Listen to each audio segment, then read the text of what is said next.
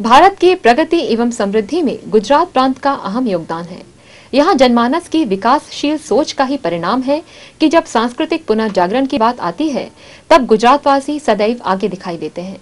इसी तथ्य का स्पष्ट प्रमाण गायत्री परिवार के प्रमुख प्रतिनिधि श्रद्धेय डॉक्टर प्रणव पांड्या जी एवं साथियों के वर्तमान गुजरात प्रवास में मिला। 19 से 24 फरवरी तक के वर्तमान प्रवास में साबरकांठा, महेसाणा, मोरबी, बड़ोदरा, खेड़ा तथा आनंद जिलों में कई प्राण प्रतिष्ठाएं एवं अनेक कार्यकर्ता सम्मेलन हुए। इस बार वे देव संस्कृति विश्वविद्यालय के माध्यम से सारे देश में सांस्कृतिक चेतना के विस्तार की योजना का मुख्य संदेश लेकर पहुंचे। शांतिकुंज प्रतिनिधि जहां भी गए, सामान्यतः 10 से 20 हजार लोगों ने उनका भावभीना स्वागत किया। गायत्री परिवार ही नहीं, अनेक प्रगतिशील संगठनों ने भी युग ऋषि परम पूज्य गुरुदेव के संदेश वाहकों का गर्मजोशी के साथ स्वागत किया।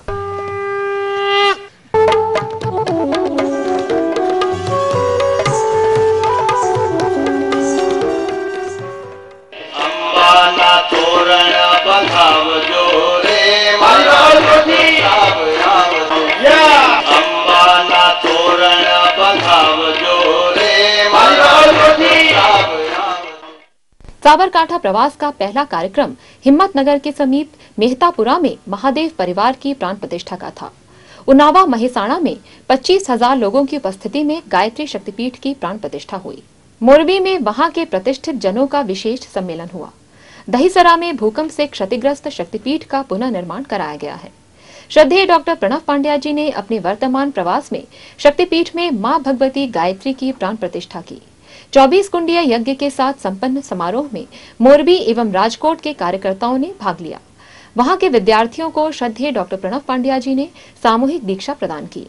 जामनगर शक्तिपीठ पर उपस्थित हजारों परिजनों की मिशनरी आस्था हृदय स्पर्शी थी। शक्तिपीठ से जुड़े विद्यालय और साधना केंद्र की प्रशंसा करते हुए डॉक्टर प्रणव पांड्या जी ने कहा कि यह पीठ देव संस्कृति विश्वविद्यालय का केंद्र बनेगा, पूरे क्षेत्र की सक्रियता का केंद्र बनेगा और ऐतिहासिक भूमिका निभाएगा। ये एक लाइट हाउस है, पावर हाउस है, जो केंद्रीय पावर हाउस से जुड़ा है, शांतिकुंज से जुड़ा है, गायत्री तपोभूमि से जुड़ा है और हमेशा आगे बढ़ता रहेगा, आगे बढ़कर के खूब काम करता रहेगा और पूरे क्षेत्र में, जामनगर नहीं पूरे सौराष्ट्र के इस क्षेत्र में लोगों की भावनाओं का, लोगों की मनोकामनाओं का न केवल उनकी पूर्ति करेगा बल्कि स्वस्थ, समर्थ, व्यसन मुक्त, स्वावलंबी राष्ट्र के निर्माण की कल्पना को साकार करेगा। भानवड़, शिवाग्राम, जामजोधपुर, डभोई, कायावरोहण में भी कार्यक्रम संपन्न हुए। श्रद्धेय डॉक्टर प्रणव पांड्या जी एवं साथियों के बड़ोदरा पहुंचने पर पूरा क्षेत्र बासंती उमंगों से सराबोर हो गया। क्षेत्र में अनेक छोटे बड़े कार्यक्रम हुए। जहां भी गए भाव श्रद्धा से ओतप्रोत नैष्ठिक परिजनों का सैलाब ही नजर आया। एमएस यूनिवर्सिटी के मेहता ऑडिटोरियम में नगर के लगभग 300 वरिष्ठ अधिकारी, व्यापारी, बुद्धिजीवी, पत्रकारों की गोष्ठी संपन्न हुई। डाकोरनाथ फाउंडेशन द्वारा 23 फरवरी को आयोजित कली करुणा महोत्सव में गोस्वामी 108 श्री द्वारकेश जी महाराज के साथ गायत्री परिवार के प्रमुख प्रतिनिधि को देखकर सारे श्रोतागण पुलकित थे।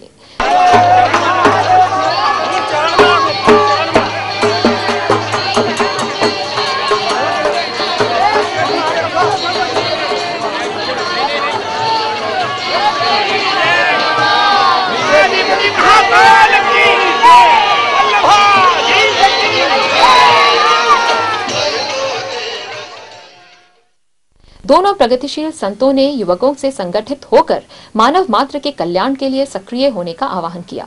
आज मुझे कहने में फक्र हो रहा है कि जो उपस्थिति है उसमें बहुत बड़ी शक्ति नारी शक्ति है और ये नारी शक्ति ही बैठी है जो आने वाले दिनों में युग को बदलेगी। नारी के अंदर भावना है, संवेदना है और जो कली करुणा का जो स्वरूप है वो नारी के अंदर मौजूद है। इस कलयुग में करुणा अगर लानी है तो नारी शक्ति ही ला करके दिखाएगी और इस नारी शक्ति को अपनी अंदर की ऊर्जा और प्राण शक्ति के माध्यम से ही कार्य करना है।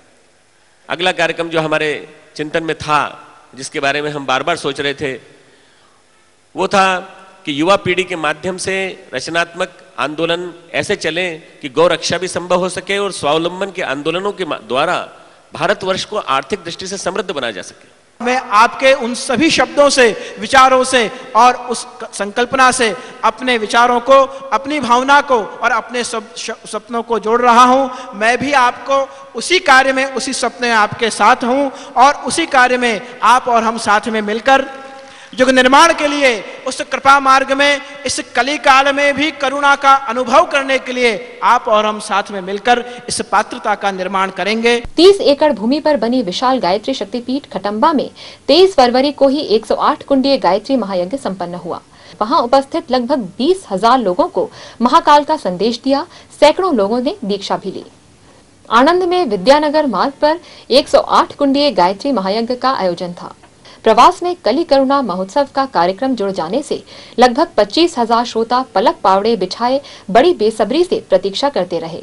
वहां पहुंचते ही शांतिकुंज के 17 प्रतिनिधियों की टोली ने समग्र वातावरण में आध्यात्मिक उल्लास संचरित कर दिया। हम दोनों जो कार्य कर रहे हैं भाइयों बहनों, वो कार्य आपको अपने संगठन में करना है। अपना मातृत्व, अपना पितृत्व, अपना भातृत्व, अपने पिता होने का भाव, अपने माता होने का भाव, अपना भाई होने का भाव हमें फैलाना पड़ेगा, वितरित करना पड़ेगा। लोगों को लगे हमसे बात करने के बाद कि हम किसी नेताजी से बात नहीं कर रहे, हम युग निर्माणी से बात कर रहे हैं। और ऐसा युग निर्माणी जिसके अंदर हृदय दिल में लहराता हुआ झरना हो प्यार का। वाणी थी नहीं अभिव्यक्ति, मन आचरण थी बताओ। जो प्यार करो छो मुझसे, मारी आत्मा बन जाओ, मारी बाहुओं बन जाओ, मारी आत्मा बन जाओ। वाणी थी नहीं अभिव्यक्ति, मन आचरण थी बताओ। वाणी थी नहीं अभिव्यक्ति, मन आचरण थी बताओ। जो प्यार करो छो मुझसे, मारी आत्मा बन जाओ, मारी बाहुओं बन जाओ। हम गुरुदेव की बाहुएं बन जाए, गुरुदेव के अंग अवयव बन जाए, गुरुदेव के घटक बन जाए। एग्रीकल्चर कॉलेज आणंद और ONGC ऑफिसर्स क्लब बड़ोदरा में तनाव प्रबंधन पर संगोष्ठी आयोजित हुई। 90% लोग पूरे विश्व में स्ट्रेस इंड्यूस्ड डिसऑर्डर्स से पीड़ित हैं। आज 100% लोग स्ट्रेस का सामना करते हैं। 1% ऐसा व्यक्ति नहीं है जिसके जीवन में स्ट्रेस ना आई। इसलिए अगर किसी के जीवन में स्ट्रेस आती हो तो उसको ये न माने कि मैं कितना अभागा हूं, कितना ऐसा हूं, दुर्भाग्यशाली हूं कि मुझे मेरे सामने इतनी चुनौतियां आ रही हैं। हर एक के सामने आती है।